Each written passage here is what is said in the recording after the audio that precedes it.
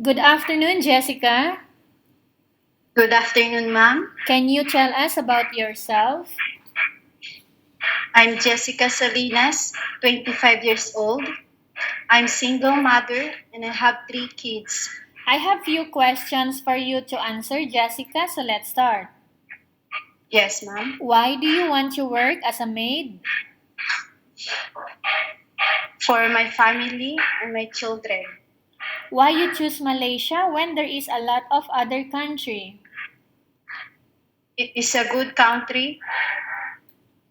How are you qualified for this job as a maid? I'm qualified for a housemaid Why are you qualified to work as a housemaid? because I am hardworking. May I know what was your educational level is? High school graduate, ma'am. What was your latest working experience? My working experience is making bamboo chair. Okay. Have you worked abroad before? No, ma'am. Okay, Jessica, do you have experience of taking care of babies? Yes, ma'am. Whose babies did you take care before? My baby.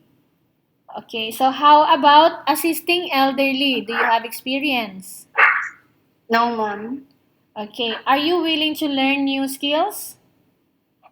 Yes, ma'am. Are you willing to work with a family where the mother-in-law or any relatives stay together? Yes, ma'am, I'm willing. Currently, are you still working now? Yes, ma'am. Do you know how to cook? Yes, ma'am. What sort of food can you cook, Jessica? Filipino food? Are you aware that you will have to do washing, cleaning, ironing, and cooking? Yes, ma'am. From all the house chores that I have mentioned to you, like washing, cleaning, ironing, and cooking, which do you like most? Cleaning, ma'am. If ever you will be selected to work here in Malaysia, who will take care of your children? My mother and my husband? You are not allowed to use handphone during working hours. Yes, ma'am. You are only allowed to use handphone after you finish all the works and when going to bed. Yes, ma'am. You are strictly needed to surrender your handphone to the employer in the morning and your employer will return back to you once you're going to bed. Yes, ma'am. If ever your employer finds out that you're abusing of using your handphone and it's affected your working performance, your employer will confiscate your handphone. Yes, ma'am. Are you agreed to the rules and regulation for the handphone?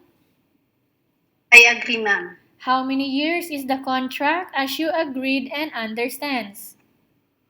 2 years contract, ma'am. Can you describe for us your attitude?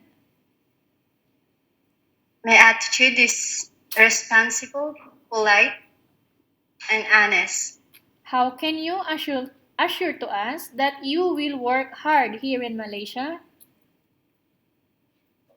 I'm assured that I will be a hardworking. Can you promise not to use the house telephone without the permission of your employer? Yes, ma'am. I promise. Can you promise not to put on makeup but to dress properly while work? Yes, ma'am. Can you promise not to invite I friends? promise. Okay, can you promise not to invite friends and relatives without the consent of your employer? I promise, ma'am. Can you promise not to ask for advance salary from your employer under any circumstances? Yes, ma'am. I promise. Do you really understand of the rules and regulation of the agency? Yes, ma'am. I understand. Do you pay any placement fee for you to come to Malaysia to work as a maid? No, ma'am. Do you have any history of sickness, breast cancer, or any other illness? Nothing, ma'am. Do you suffer from any skin diseases, allergies, or physical defect? Nothing, ma'am. Do you smoke? No, ma'am. Have you undergone any operation before, Jessica? Nothing, ma'am. Are you medically fit or are you fit to work? Fit to work. Are you in any medication right now? No, ma'am. Are you allergic with any food? No, ma'am. Are you prepared to work for the employer of different races? Yes, ma'am. Are you prepared to eat the type of food taken or given by your employer? Yes, ma'am. Are you afraid alone in the house? Yes, ma'am. Are you afraid of dogs or other pets? Yes, ma'am. You are scared of? Dogs, pets. Okay. Are you afraid alone in the house? No, ma'am. Okay, so you are not afraid alone in the house. Yes, ma'am. Can you promise to work according to instruction from your employer? I promise, ma'am. Do you have any family members working in Malaysia? Yes, ma'am. Whose My family members? sister-in-law, Sister-in-law working as? household worker, Okay, working here how many years? 3 years. 5 years, ma'am. 5 years, okay. We have finished our question section. Jessica, let's Yes. proceed for case study. I have a case study for you and I want you to respond truthfully. Okay, upon Yes. arrival in Malaysia, within 6 months only, if in case one of your family members passed away, Jessica, what will you do? I will finish my contract and I will send money for them. If in case the employer is watching you right now, what do you want to tell them why the employer need to hire you? Hello, ma'am. If you will choose me, I will do my best and I am hardworking and I have a decision and I am disciplined.